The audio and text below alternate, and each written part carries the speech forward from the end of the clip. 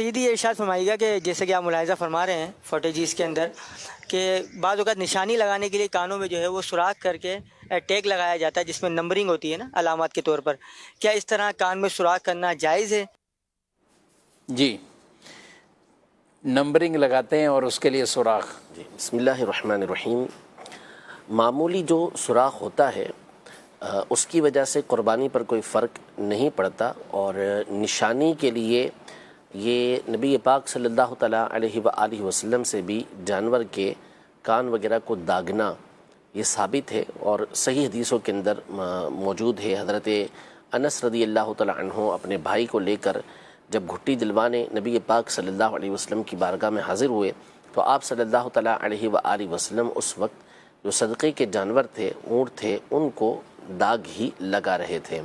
تو اگر معمولی سا اس میں جو سوراخ کر کے یہ ٹیگ اسے لگا دیتے ہیں، اور یہ اتنا ہوتا ہے کہ جس سے جانور برداشت کر لیتا ہے، کیونکہ بنسبت انسانوں کے ان کے اندر قوت زیادہ ہوتی ہے، برداشت زیادہ ہوتی ہے، تو بلا ضرورت تو تکلیف دینے کی اجازت نہیں ہوتی ان کو، جانوروں کو.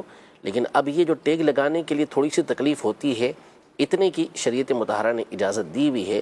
تو نشانی رکھنے کے لیے اس طرح اگر کوئی ٹیگ لگاتا ہے اور اس میں سوراخ اسے کرنا پڑتا ہے تو شرعی طور پر یہ جائز ہے، اس میں کوئی حرج نہیں ہے.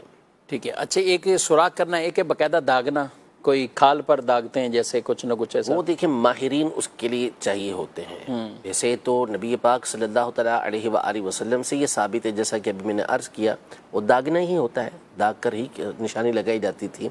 یہ باقاعدہ سوراخ نہیں کیا جاتا تھا، لیکن وہی نشانی کے طور پر تھا. لیکن یہ اصل میں داغنا یہ بھی ایک کام ہے.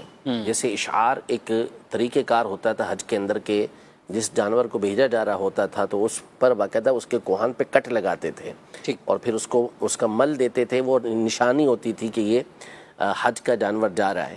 لیکن بعد میں جو ایسے افراد کہ جن کے پاس ایسی مہارت نہیں ہے، اور وہ اس طرح بعض اوقات کٹ لگا دیتے تھے کہ جس کی وجہ سے جانور زخمی ہو جاتا تھا، اور پھر حجاز کی گرمی کے اندر اس کا زخم سڑ جایا کرتا تھا. تو ایسوں کو علماء نے پھر منع کیا کہ بھئی تم نہ کرو. تو جو کرنے کی قدرت رکھتے ہیں ان کو اجازت دی. تو اسی طرح داغ لگانا یہ بھی ظاہر ہے کہ اب کسی کو آتا ہے نہیں اور وہ گھونپ دے پورا گرم گرم لوہا اس کو، اور جانور بلک جائے، تڑپ جائے، بہت بری طریقے سے زخمی ہو جائے، تو اس کی تو اجازت نہیں ہوگی. ہاں جو اس کے ماہر ہیں اور وہ نشانی لگانے کے لیے اس کو کسی مقام پہ داغ لگاتے ہیں تو وہ داغ لگانا شرعاً جائز ہوتا ہے. ٹھیک ہے. اور ضروری بھی نہیں ہے اگر بالفعل گھر کے ہی پال رہے ہیں، کہیں اور پہلے ایک تو ہوتا ہے نا جانور جو باہر جاتے ہیں ان کو تو داغ لگاتے ہیں. یہ کوئی وہ دیکھیں ساری یہ نشانی کے اعتبار سے، اور ظاہر ہے کہ جو جانور ہوتے ہیں وہ ہم ایسا ہوتا ہے کہ 3-4 جانور ایک جیسے دیکھیں تو تھوڑی دیر کے بعد پہچان نہ سکیں، وہ ہمارے لیے ہوگا. لیکن جو ان کو پالنے والے ہوتے ہیں ان کو پتہ ہی ہوتا ہے کون سا جانور کس کا ہے، تو اس میں کوئی ایسی حاجت نہیں ہے. وہ صدقے کے اونٹوں کو دوسروں سے ممتاز کرنے کے لیے، واضح کرنے کے لیے نبی پاک صلی اللہ تعالیٰ علیہ وآلہ وسلم نے ان کو داغ لگایا تھا، ورنہ یہ کوئی ضروری امر نہیں ہے، ضروری کام نہیں ہے. SMS کی